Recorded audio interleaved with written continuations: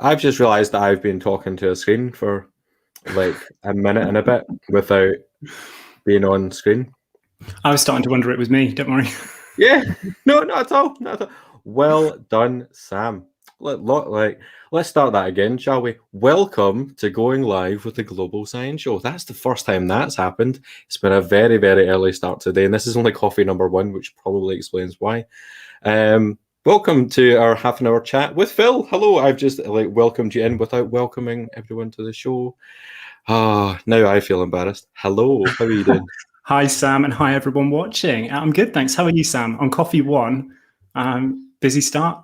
Yeah, very busy start, and that's why I was talking away to no one. I was saying I was having a staring contest with a bearded dragon. Didn't bring myself into the stream. Oh, so well executed. They are so professional. I'll give a little rundown of what we're going to do. If you've never been here before, this is going live with the Global Science Show. It's a half-an-hour chat with a science communicator to find out who they are, what they do, and why they are awesome. And today our guest is Phil. So we're going to be here for the next half an hour to have a chat about all things science communication, and we'd love you to join in the chat. So if you're watching on Periscope or Twitter or YouTube or Twitch, please leave us a comment and we'll get you involved in the show. I'll do that again, shall we? Welcome to the show. It's Phil. Hello.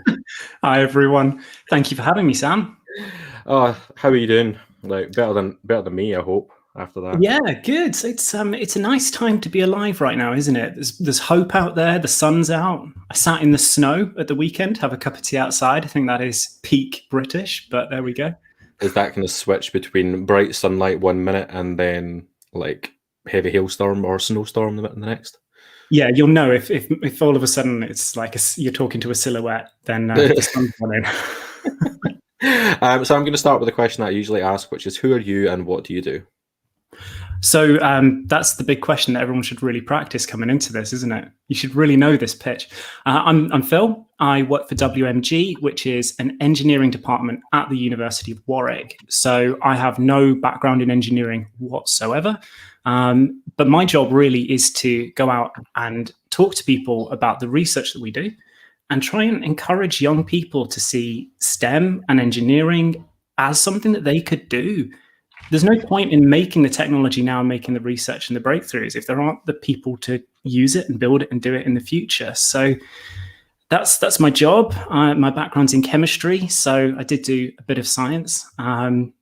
And yeah, I just try and share what's going on in the world of science with the public.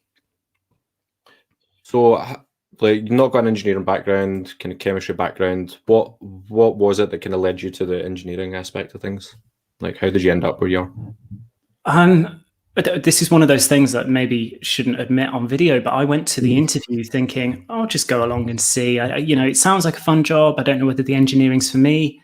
And walked into the department, and they had like a Formula E car just there, and they had all of this stuff out to display. It's like real stuff, it's real world products, and it's things that you actually see out there in the real world. And that's, I think, the bit that blew my mind, is thinking that we're not doing this for the sake of doing some science. This isn't like some pie in the sky thinking. This is real stuff. Awesome. That's like a really nice way for it to be. I had a similar experience with my first ever SciComm job. Was I didn't know what I was really walking into, and kind of ended up in this whole new world of, I couldn't actually believe this is the thing I can do for a living. So I kind of get that in a way as well. How have you spent your pandemic? So it kicked off just at the end of British Science Week for us, really, didn't it? That's when lockdown started to come in. So I'd got a car full of every bit of random glassware you could possibly hope for to try and do shows in libraries and all sorts. So trying to adapt what I do in public into video, that's taken me a long time to learn. So what I found myself doing with things like the Global Science Show is trying to do way too much in a 2-minute video and trying to pare it down and try and work out something that works. And really, I've just been trying to learn from, some of the established, some of the greats out there. There's a lot of people especially on Twitter, who have shared so much with me that has changed everything about how I approach these things. You know, people like you doing the Global Science Show. There's Duncan Yellowlees doing presentation training and helping you craft all of that stuff. You know, Jamie Gallagher showing you how to set up your cameras and things. And then encouragement from people, you know, Sarah Cosgriff actually signed me up to be a STEM ambassador for the very first time years and years ago. And then she's there on Twitter saying, come on, do 10 experiments in 2 minutes. So I've spent my pandemic, some might say bullied, some might say encouraged, it's a fine line, into doing bigger and bigger videos. And like, it really did become such an incredibly big video, that last one. Like, there was so many things that you squeezed in there. Like, how did you manage, like, if you've not watched the video that Phil put together, there's so many experiments squeezed into an extremely short space of time. How did you manage that? The one that actually went live, the one that posted, was supposed to be a rehearsal run, and I just ended up loving it. So I think the pressure was off me because I wasn't expecting to do that for real. I had the table laid out and just all of the experiments in order. So trying to think about how I would move from one side of the table to the other. And then it's just a case, I'm not a script person. I can't write things down and read it off. I can't really read and talk at the same time. I just don't have a big enough brain. So I just kind of have physical things that anchor me in where I am in a presentation or a talk or a video. So actually having those 10 experiments along the way, I knew where I was supposed to be and where to go next. So I just ran through it without having the pressure of thinking, this is the one, this has to work this time, because it's not live. So in some respects, the pressure was off. And I think that really helped. Yeah, I really like the idea that you had there, especially when like scripts are perhaps not like the thing that worked for you. It's no, for some people that is great, and for me as well, it doesn't hugely work. Like, I like to have an outline, but following a script word for word, or it doesn't quite compute up here. But having those chunks that you can move between and knowing what's the major thing that's coming next, and as you say, they're like having a demo as the next thing to move on to, being like a really nice way to segue through. So you work alongside academics to encourage them to get involved in science outreach, and sometimes that can be really great, but it can also be a challenge as well. What ways do you encourage kind of academic staff to see science communication and science outreach as beneficial to them and to the audiences that they might work with? It's a great question. I'm sure a lot of people watching this will want to know a really good answer to this, because it's something that a lot of us work on. First of all, academics have such a ridiculous workload that's part of the problem, isn't it? We're trying to get them to go and do something when they've got ref and H-index and all of these crazy things to look up. But see it as training. See it as something that can build on your skills. And you are going to have to sell your science to someone at some point. And sure, you're not going to be going into schools to try and get your next grant, but the person approving your next grant might not be an expert in your field, or the conference that you go to, the next job interview you go to, they might say, sum it up in 2 minutes. And I promise you, if you've had a 5-year-old making you explain infrared radiation and spectroscopy and all of that, you can do it in a job interview, because that 5-year-old will keep asking you why.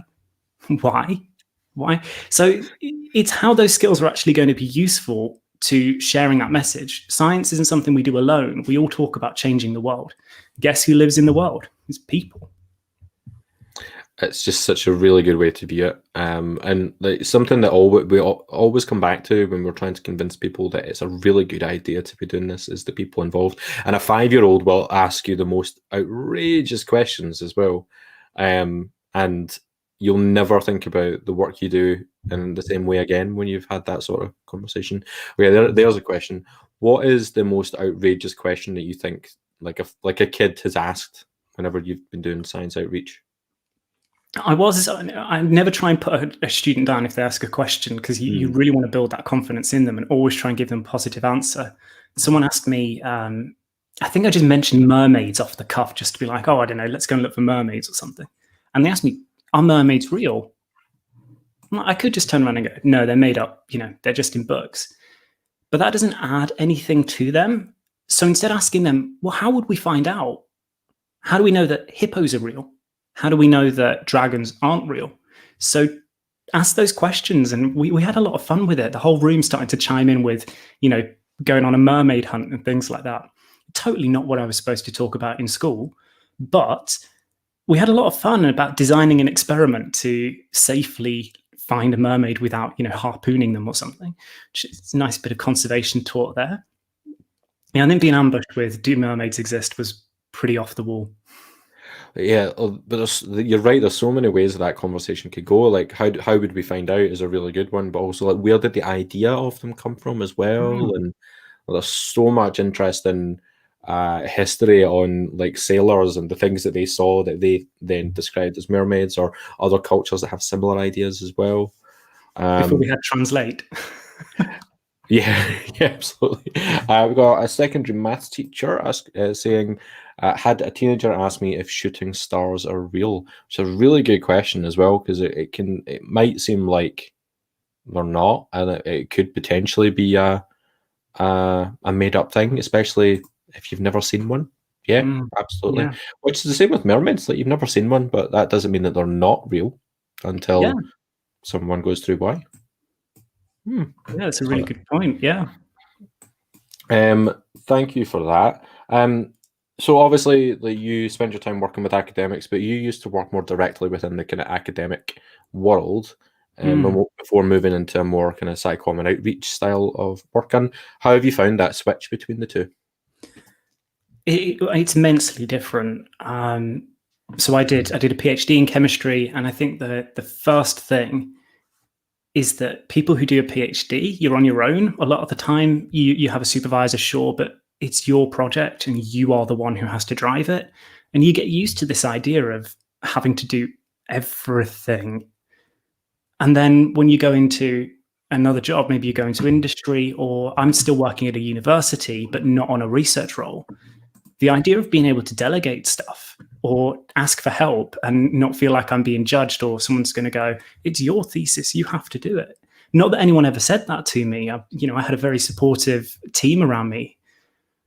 But there's this culture of PhD students, independent working, do it on your own. That's been really different. And it's a lot less competitive.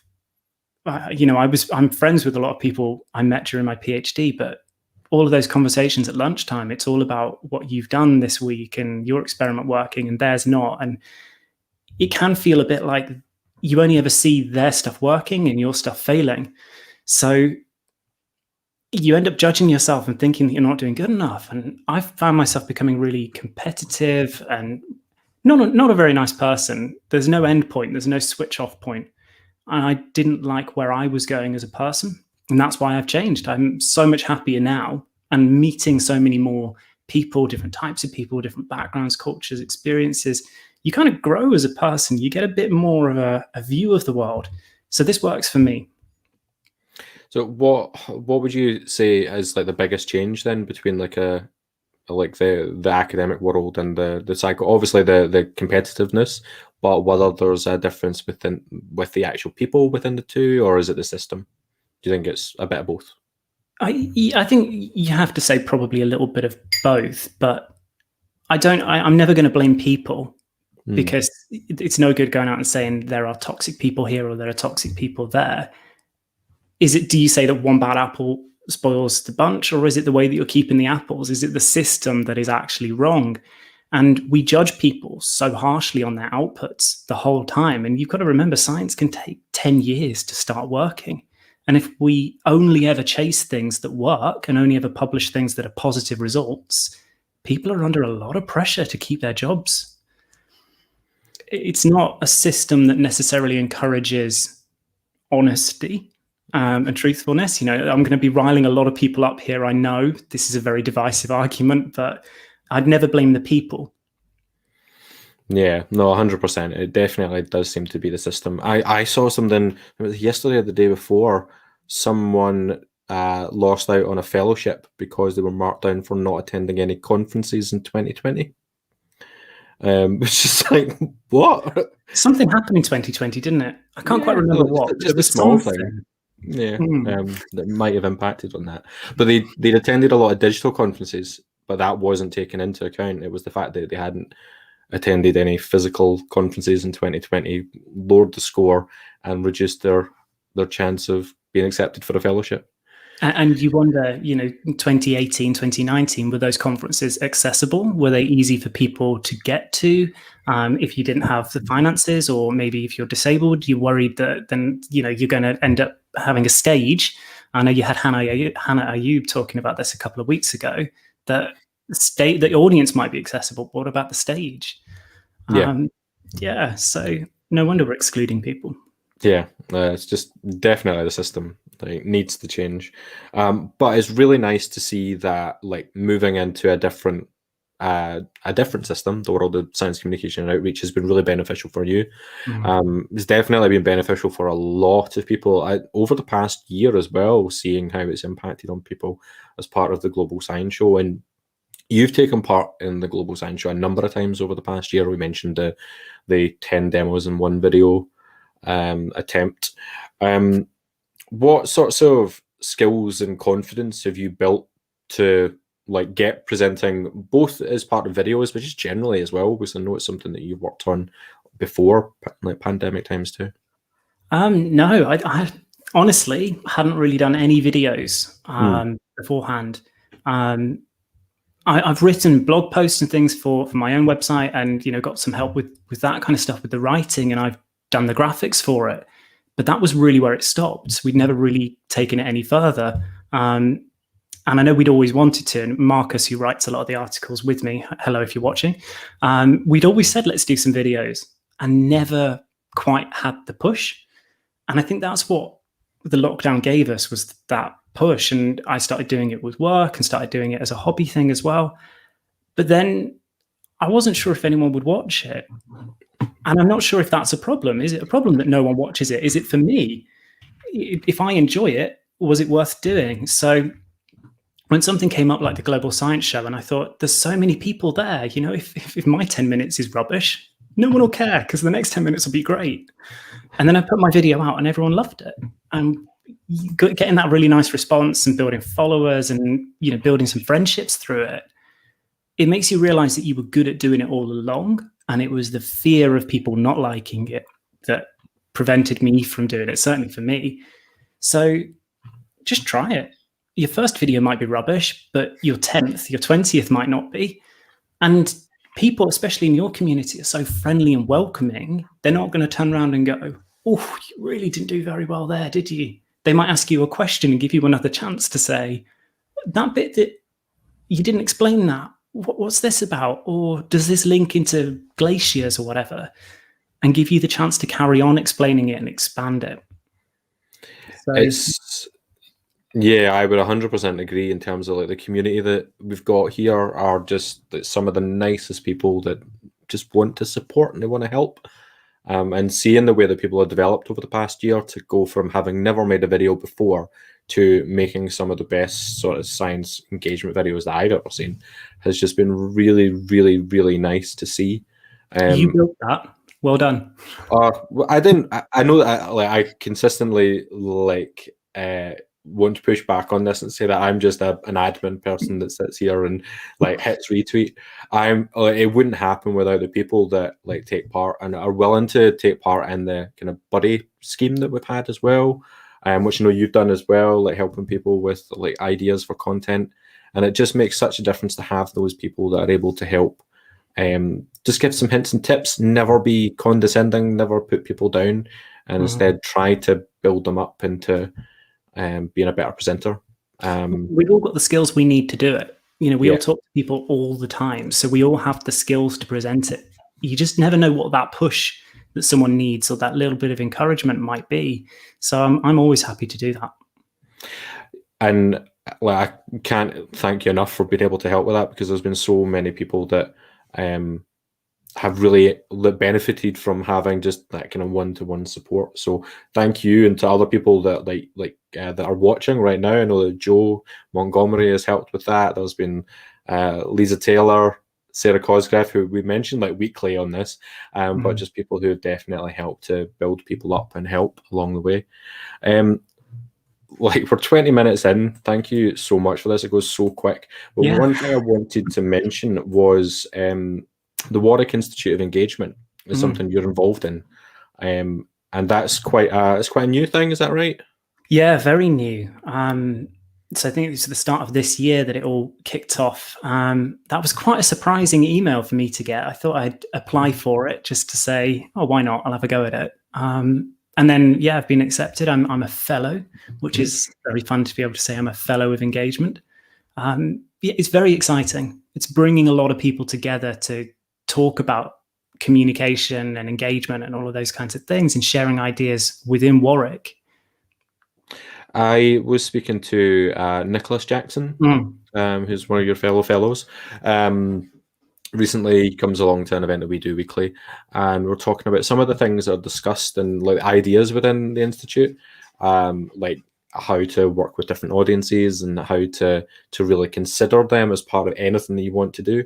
And it seems like this institute is like, it seems very, very novel within the world of academia, that's approaching a lot of ideas and subjects that people like me and other kind of freelancers are crying out for, just embed this into academia, but it doesn't seem to be happening. So it's really nice that it seems to be happening within the Warwick Institute. Well, we'll have to tag them when this recording goes out and let them know they've had a shout out. Oh, absolutely. It'd be really good to do that. Yeah, like just hearing what's already been discussed, even though it's such a new thing, I can only see having so much benefit for Warwick, but also to be used as case studies for other academics and other. Absolutely. I was just about to say that it's not going to be a Warwick thing. This is supposed to help everyone out. And if there's something you can learn from Warwick trying it out, we're going to share it. And like, there's lots of places to go and share it as well, which is really good. Right, we're almost at the end. Like, again, it goes so quickly. The way I always want to finish is, what would be your top tips for someone who's new to science communication, trying to make their way in? What top tips would you have for them? Believe in yourself. I think you've got to do that. You've got to be confident and go out there and just try it out. You will find that people will see in you something you didn't realize you had. Someone said to me about a week ago, Phil, you always seem so calm. Like, I'm freaking out up here. I'm so nervous all the time when I'm on camera. I'm not used to it. But you'll find little things, little bits of routine that help you get through that. So I've got googly eyes stuck on my webcam because it means that it looks like I'm talking to a face when I'm looking here. And you know, you do all of the little things. You maybe don't need to do it, like brushing your teeth just before a video or wearing some aftershave. You can't smell it. Doesn't matter. But it makes me feel good. And if I'm feeling good here, I'm slightly less freaked out up in my head. So find a bit of a routine to get you into it. Find a base that you know you would be really confident talking about this one thing for 2 minutes. Because at some point in your SciComm career, something will go wrong and someone will say, we need someone to fill in this bit of dead air. Go. So have that little trump card of one speech that you could do for 2 minutes and always works. And just believe in yourself. Just try it out. Number 1 might not be very good, but by number 10, by number 100, you'll be a pro. But you'll only get there if you do the first one. That's really good advice. I think it's like really important for people to know that, like, we were all that person once, like, and we were all that person trying it for the first time. And let's be honest, we were all that person that was rubbish. But no one ever made us feel like that. Like, we might have felt like that.